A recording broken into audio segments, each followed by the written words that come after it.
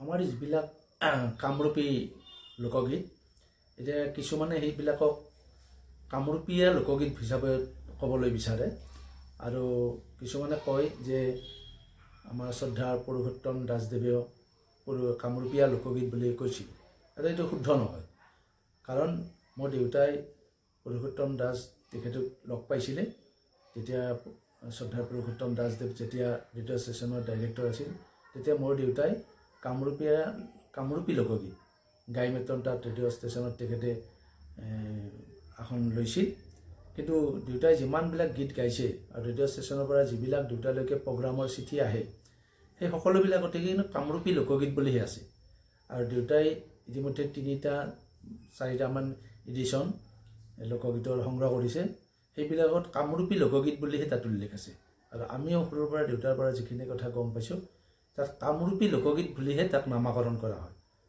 কামৰূপীয়া লোকগীত বুলি মই কেতিয়াও শুনা নাই আৰু এতিয়া নতুনকৈ এই শব্দটো আহিছে বুলি শুনিছোঁ কিন্তু এইটো কামৰূপীয়া লোকগীত এইটো শুদ্ধ নহয় আচলতে কামৰূপী লোকগীত এইটোহে শুদ্ধ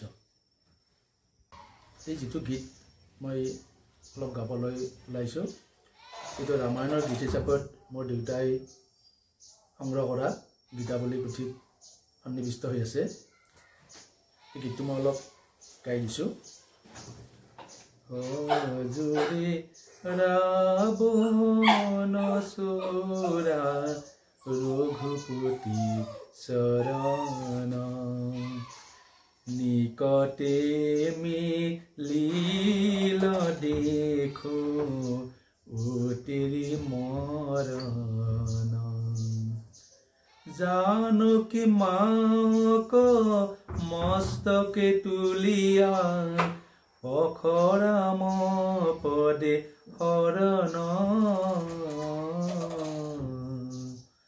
নিকটে মিলিল দেখো উতিৰি মৰণ শুন দশৰথীয়ৰে ৰাম নাম ভৈলি বৈৰী ইবাৰ জীৱনে নাহি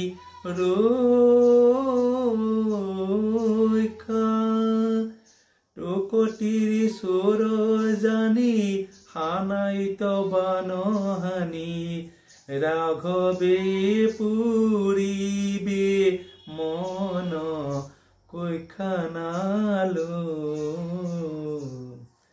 নিকটে মিলিল দেখো উতিৰি মৰণ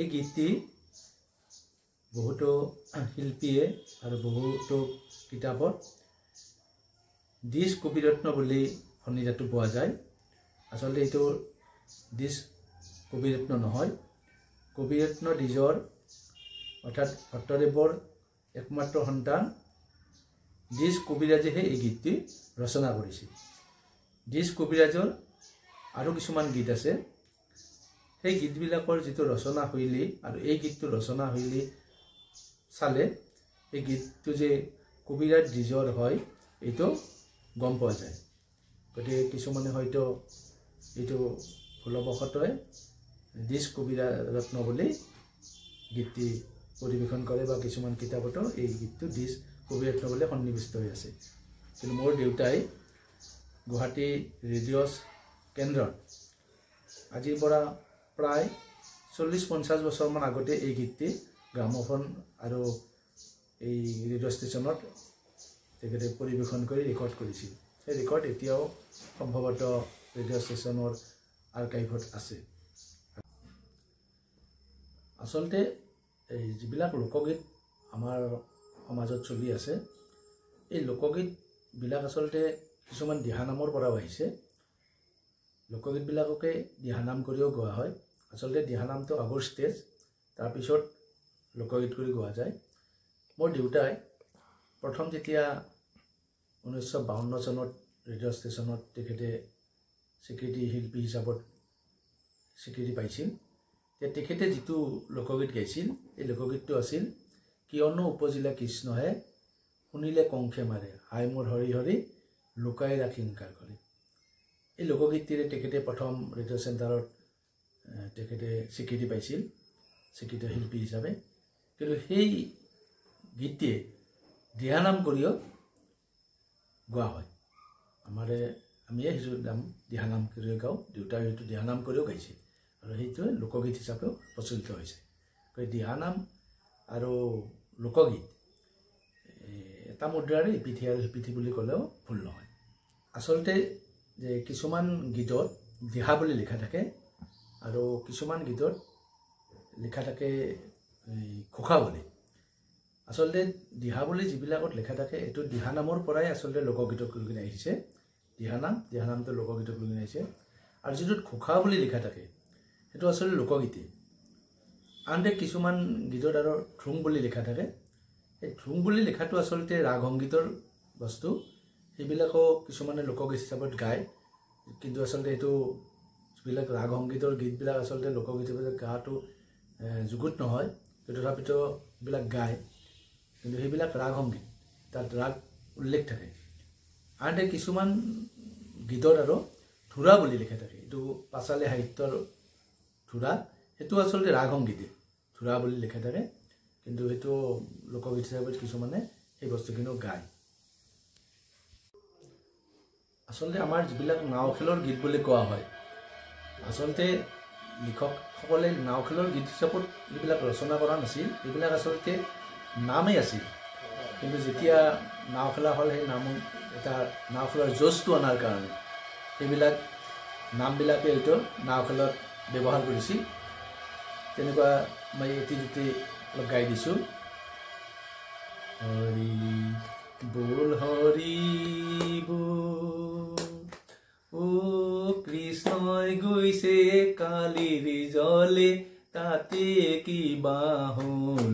হৰি বল হৰি বল, হৰি বল হৰি বল, ও কৃষ্ণই গৈছে কালিৰ জলে, তাতে কিবা হ'ল।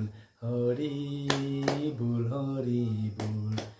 আৰু নিচিন্তিয়া চিলামাই বাৰ্তা কনা পাই, হৰি বল হৰি বল।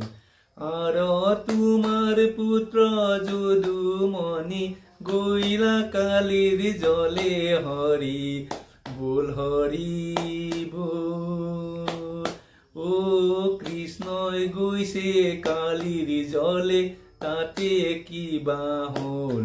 হৰি বল হৰি বল। এই নামটো এইটো আমাৰ পাটবাউসী সত্ৰত এতিয়াও আমাৰ গোপিনীসকলে দিহানাম কৰি পৰিৱেশন কৰে। এইটো কিন্তু আমাৰ নাও খেলৰ গীততো অতীজতে ব্যৱহাৰ হৈছে। আৰু এটি গীত আছে, বাছা নন্দ দুলাল, ও অতৰাত্ৰি ধেনু চাৰে, কাৰ ঘৰৰ ছোৱাল। বাছা নন্দ দুলাল, বাছা নন্দ দুলাল, ও অতৰাত্ৰি ধেনু চাৰে, কাৰ ঘৰৰ ছোৱাল। বাছা নন্দ দুলাল।